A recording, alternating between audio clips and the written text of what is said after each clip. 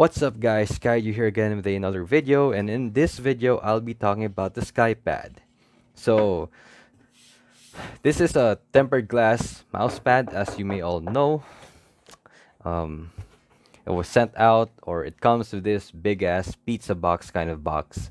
So yeah, according to the box and the website, it's 370 millimeters by 450 millimeters. So that's yeah, 370, 450, and the thickness. I think the pad alone is around 4 millimeters thick, but uh,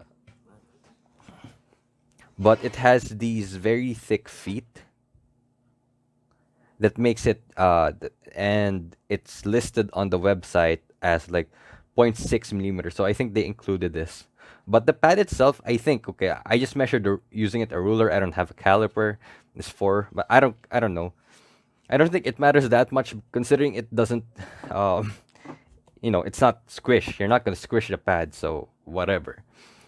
um One problem is that other people say is that because it's raised, so it's kind of annoying on the forearm. Uh, what people have done to remedy that is to remove the feet and put like mouse grips as the replacement feet, and it just worked just as well. Okay, so yeah, how am I going to start this straightforward pad? Okay, I forgot to mention like the price of this pad. I mean, is like $100 or so. Like depends. You can get it for cheaper or more expensive depending where you get it, shipping and sales and whatever. So yeah, shout out to Drew for lending this to me, because I don't think I would have bought this if because this is a fast pad, and I mainly play and I already know the pads that I like. I kind of like, kind of control fast, a bit fast control pads, not mud pads, but still control pads. So yeah, thanks Drew for lending this to me. The surface is like frost. It's made of tempered glass, and the surface is like frosted. Like those frosted windows. I think. Okay, I haven't touched the window in a while, like a frosted window. Um, it's really cool to the touch. Like if it's cold, like if the air conditioning is on, it's really cold to the touch.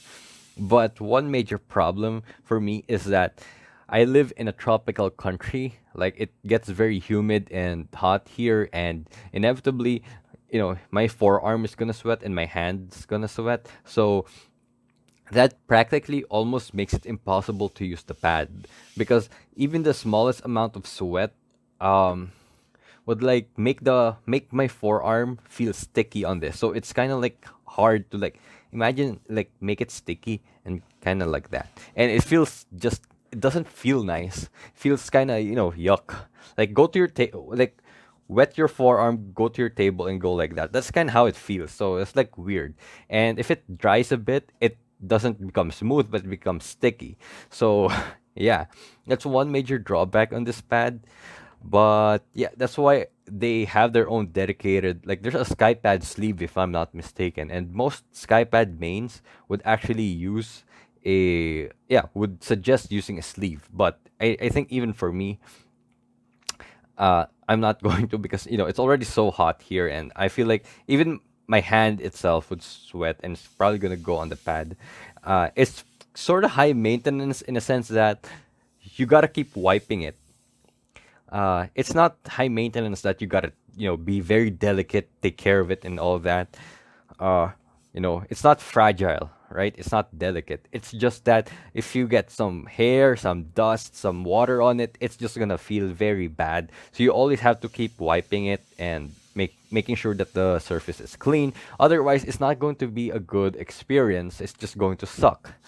So, yeah, as good as the actual material, the actual durability of the pad, it comes with that drawback. So take that into consideration before you buy this pad. Okay. I, I'm not gonna. I mean, it's tempered glass. I don't know what to talk about in terms of durability. Okay, like it's probably durable, very durable. It's probably gonna last you generations. You can probably give this to your grandkids, and it still be perfectly usable, right? It justifies, in my opinion, the $100 price tag. Unlike the extend, extend like $100 cloth pad. It's not even stitched, and it frays. Yeah, I'm gonna. Okay, I keep end up ranting about the extent. I actually made a video about it already. Like, but when I was like putting it together, it was like 35 minutes. I'm like, nah, I gotta shorten this. I was just ripping that pad to shreds, like figuratively. But anyways, so going back to the pad, yeah, uh, this pad, in my opinion, is really built for tracking. Like not so much as slower paced stack FPS. Okay, so the f- the dynamic friction on this pad isn't that crazy high as I imagined. Like some Condura pads, like especially like the fast Condura pads, like the what do you call that? The MPC 450, like that felt faster, and actually that felt like it had less static friction as well. Like uh yeah, but this pad has. I'm not sure if it actually has dynamic friction or that just because the surface gives you some feedback on your skates that you feel like you have there's that illusion of control. Like you feel like you're in control, and yeah, it doesn't feel super crazy fast when I'm moving the mouse around. Like when I like as if I'm gonna be, tracking an enemy. The stopping power is also not that bad, to be honest. Like for like a speed pad, a hard pad, and like advertised as a yeah, again, as a fast pad, it's not as bad as I thought or imagined. The main problem is like even though it has has a decent amount of stopping power, the initial friction or the static friction is what kind of makes it hard to use in precision games like in Valorant. Like uh it was just so hard because like it's so slippery. Like I can adjust to it, but like especially when I was just playing in deathmatch, I was like popping heads. But when I started playing like competitive, you know you get a bit more nervous, you get a bit more shaky. That's I was just whiffing everything just because of how low the static friction is. So the slightest jitter, the slightest movement is gonna throw off your crosshair. So yeah, it's very hard for like tech FPS. Perfectly usable, you can adjust to it, but yeah, I feel like just go for a cloth pad, unless you like fast pads, right? Or pads with very low what do you call this? Very low static friction.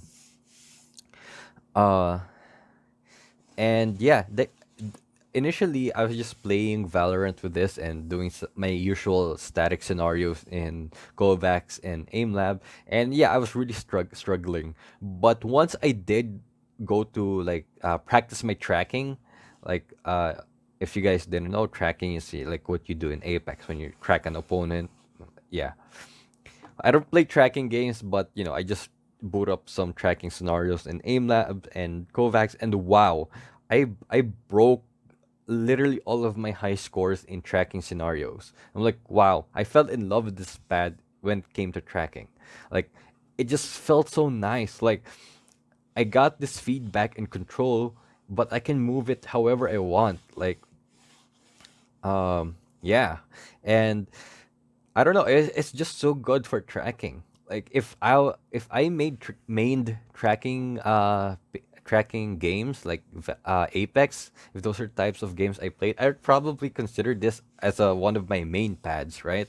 Because it's just so good for tracking. Like so far, it's my favorite pad for tracking because it's just so good. Like yeah. Uh, but again, comes with a cost, like how good the surface is. It's kind of like a double-edged sword, especially if you live in a humid tropical country and you sweat a lot, right? Because it just becomes very sticky and icky and just doesn't feel nice. It's just hard to move around. So yeah, maybe wear a sleeve if you wanna use this pad. I don't know. And yeah, that's pretty much it. Like I'll just try to recap it quickly. So it's 370. It's 370 by 450, then zero point 0.6 mm high. I think they took into consideration the feet, but again, doesn't matter that much because it's not gonna squish. If you want to remedy it, the height of the pad, just remove the feet and put some mouse grips like lizard skins. It didn't particularly bother me like the edge, but what did annoy me was the lack of vertical height, especially if you're gonna probably use this pad for a tracking or fast-paced games, and you kind of need that vertical height. And especially if you like to put your forearm a lot on your pad, yeah, it's not gonna fit. And then yeah, the quality is really good, feels really solid. It's tempered glass. Obviously, it justifies the price of $100. The surface feels really nice if you have air conditioning on. If it's dry, yeah, it feels really nice. But again, it's very high maintenance because like hair, dust, and sweat or water, it's just going to ruin the glide. Oh yeah, speaking of ruining stuff, it's going to ruin your mouse skates. Like legit. Like it's really going to scratch up your mouse skates, especially your softer mouse skates like the core pads. But on harder skates like the Hasaku ones, it's not that bad. But still, it's really gonna scratch up your mouse skates. So just be aware of that. Uh, and I really saw dust, like PTFE dusts here. So I don't know if that's like a health hazard or something. Like you might inhale them and cause asthma or whatever. But yeah, take that into consideration. Make sure you got a lot of like skates prepared because it's really this pad is going to eat your mouse skates. And yeah, dynamic friction is not crazy fast. It has good feedback that it kind of gives you that feeling of control. Maybe that's why I'm saying the dynamic friction isn't super high. It's definitely fast, okay? Don't get me wrong. It's definitely fast. But yeah, it's not out of control fast. Stopping power is not that bad either. You can pretty much stop like whenever you want. But the problem is the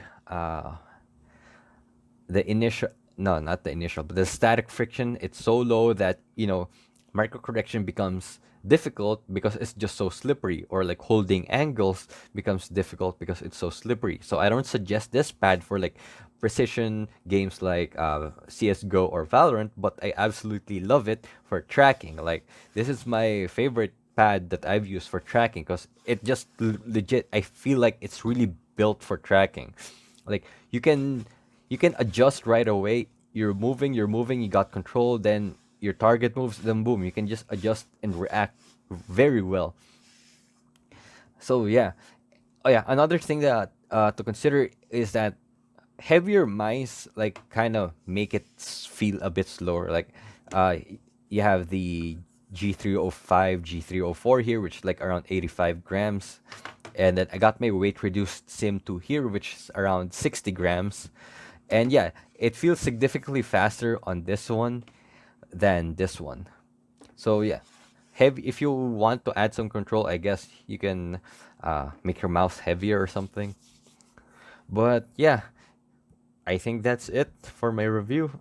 Obviously, I'm not gonna main this pad. I'm probably not gonna buy this pad because just how expensive it is, and I don't really main tracking games. And there are a lot of good alternatives like the Hien or the Hien clones, which are a lot more affordable and I think would be just as good.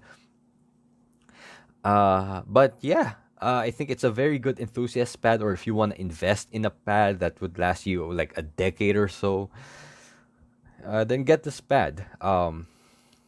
I haven't tried the 3.0 version, so don't ask me anything. It's just apparent. So, but some people say it's faster, some people say it's slower.